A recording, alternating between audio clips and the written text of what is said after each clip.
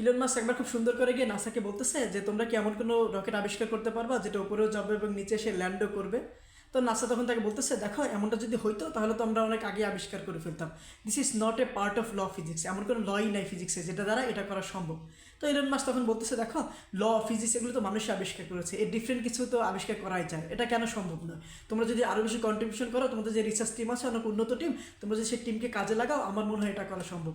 তো নাসা তাকে একেবারে পাত্তা টাত্তা না দিয়ে বলতেছে দেখো তুমি আমাদের মাথা খায়ও না, তুমি আমাদেরকে জ্বালায়ও না, তুমি এখান থেকে চলে যাও, যদি তুমি নিজে নিজে করতে পারো তাহলে তুমি নিজে নিজে করে দেখাও, আমাদেরকে এখানে ডিস্টার্ব করো না।